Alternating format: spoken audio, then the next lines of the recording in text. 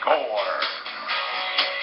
We now go to the Grossinger Lincolnwood hotline. Find over 4,000 vehicles at GrossingerDeals.com, and we welcome in one of the great harness drivers of all time, who is about to no longer be that for a living. Dave Magee is with us on the score. Hi, Dave.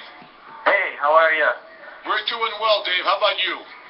Yeah, I'm doing well, too. I'm excited and nervous and a little melancholy about ending my career. But looking forward to the new page. Was it a tough decision to do this, to hang him up at this point? Not so much. We've been talking about it. I've been telling my wife that I'm nearing the end. I can't do this much longer, and it just happened that an opportunity fell in my lap and made it much more clear. What's the opportunity?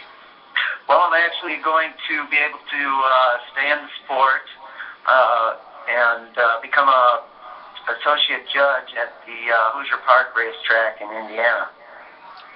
So that means you'll be in charge when they say hold all tickets, and that'll be Dave. Look and see if there is a bumping incident in one of the turns, etc., and then there will be a bunch of very happy and unhappy bettors based on your judgment. Exactly. That would kind of be my expertise. You know, some of the numbers that you put up are just incredible when you look at your record, and we got the program that's everybody's going to get tomorrow night when they come out and say goodbye, and it's just unbelievable what you've done. And I think when you look at the history of Illinois racing, there's nobody quite like you. We know a lot of people, Dave, these days leave the state. They sort of create a nice little reputation here, and the next thing you know, you turn around, they're gone. You never did. You tried once, and you said you missed it so much. You didn't want to do it, so you came back home. Well, my thing has always been family life, so that played a major part in the decision to come back to the Midwest. You know, my family's around here, my wife's family is around here, and this is where we like to stay. I'd like to get away from my wife's family. If only I could. Now, if somebody were to ask you, it's not just necessarily the thousands of wins or the 38 straight seasons with the 100 victories. I know that when people walk away from their life's work, they talk about the relationships and the people, but I'm interested in the horses. And if you had to list the horses that gave you the most excitement or pleasure to drive, what would be your short list of these were different animals? Well, I have one all-time favorite, and she wasn't the greatest, and she really didn't have a lot of natural ability, but she was special, and her name was Magee. She actually won the Orange and Blue in her second lifetime start, but she was also born in our backyard in Naperville, so she was really special. Color Me Best was a great horse. A lot of thrills around the Chicago circuit. Mr. Dalray, I was able to go all around the country and Canada with him, and Jim Dennis, a great trainer. Annie Crombie won a Breeders' Crown with her. That's the only Breeders' Crown I ever won, so that was special. This Big Dog Will Fight, special horse, a lot of fun. I mean, those are the few that come to mind immediately, but there's been a lot of great ones. What was it like? It was I don't know how many years ago, Dave, exactly, but I know you were in the Hamiltonian. I know you showed up in the Hamiltonian. I don't know how many you were in, but was that a special day? I know you didn't win, but is that a special day? You had a pretty good horse, as I recall, did you not? I did. In fact, he was one of the favorites in there. It didn't work out well for us, but it was very exciting. It's the only time I've been in the Hamiltonian, and it was a special event for sure. A lot of media. I mean, they were interviewing me in the sulky as I was going to the track, so there was a lot of distractions, but it was really a special event. What's your level of optimism for the future of the sport in general? Well, things have been going the wrong direction, especially in Illinois. I'm kind of excited about the opportunity in Indiana because their program's fairly healthy and seems to have a pretty good foothold. Overall, though, the trend, I would say, has been kind of going the opposite direction of NASCAR. And I credit it to people just not understanding horses like they used to, and family sport. You got into it through your grandfather, your father, and it was generational. And there's just been some attrition in that regard. So, Dave, you're absolutely right, because Jeff Gorell, who owns the Meadowlands now, said a couple weeks ago that's the dumbest thing he ever did was to buy the Meadowlands. That's the guy that dreamed of doing it someday, and he says now he's losing $2 or $3 million every night they race.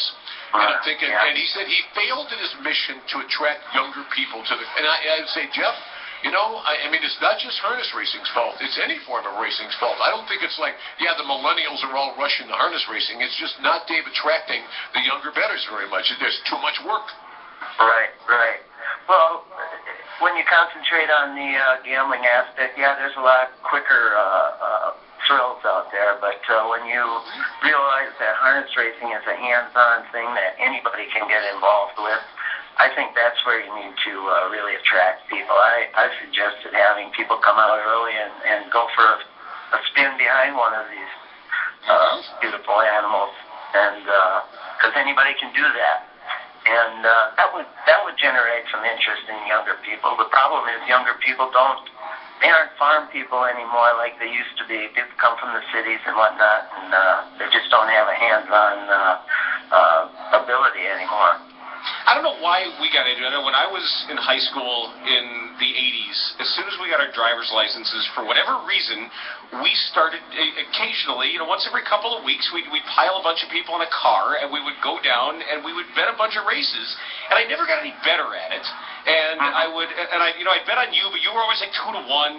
So, it was always. Yeah, sorry about that, Dan.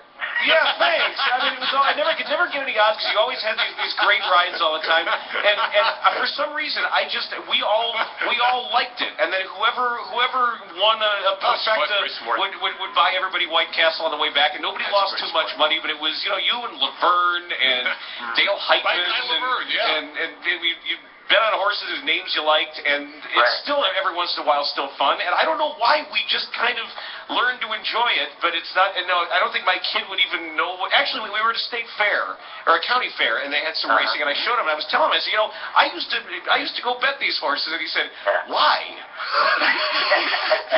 And I tried to explain. I said because it's fun. It is fun. Well, yeah, there's so many different ways to get rid of your money these days that you don't need racing, but. Terry, you've been behind them. It's a thrill, and for people to experience that, I mean, once you do, you're kind of hooked. But you just have to get involved from the bottom up, I think, not just the gambling aspect. Agreed. Now, you got anything else that you're going to do if you have more time on your hands? Are you a golfer? Are you a fisherman? Are you a hobbyist of any kind? If you're going to have a little bit more time to devote to something else? Well, I'm not going to have more time, actually. I'm going to be consuming more time as a judge, but I have been doing a lot of woodworking. I like to do that, and I've been actually making, rocking horses and whatnot, so that's kind of fun, but, I have 3 grandkids and 1 more on the way, and my daughter's active in volleyball, so that keeps us busy, and we just always have family activities going on. Well, Dave, I wish you well in your retirement. And, if we wouldn't have Brian Carpenter, you'd been driving Deary for me. But, he wouldn't hear it. But I kept saying to Carpenter, here's what you do. Give the horse to Dave. Well, just let Dave drive the horse, and we'll be fine. And there was nothing from him. It was like, not Dave. Brian, come on now. God, that horse was awful anyway. Dave's too good for Deary. I know he is. Anyway, just wanted to call and wish you well and say that you are truly one of the greats. I had a Hall of Famer a long damn time ago. Let me tell you something. In any Hall of Fame, which will never happen, I'd have quit right then. I thought maybe I had reached my climax at that point, too, but I hung in there. But I really appreciate it, guys. Thanks a lot. Good luck with everything, Dave. Good luck, Dave. All right. Thanks a lot. Thank you. That is Dave Magee, the best harness driver in the history of this. That's correct, without question. Without question. And I'm glad we got a chance to talk. That recalls some really fun times with my buzz. And don't forget his brother Dean, not. Well, but I'm going to say it's the toughest thing it's like to beat Dean Magee. Right. It's like being Dennis Hall. It's like being Trace Tetrick. I didn't know Tim Tetrick had a younger brother. Oh, yeah, that's a bad deal for you. That's a really bad deal for you when that guy dominates the world. That's a bad deal. That was a little indulgence for ourselves. Yes. Happy to get back. We do. Every once in a while it's okay. It's a Fun Friday. We'll be doing that at 4 o'clock. Am I a bad guy is going to be the subject I got one. of Friday Fun today. And okay, well, we'll start with you. And if the emails are an indication, we're in good hands. There's some real good ones too. I love it when you get it.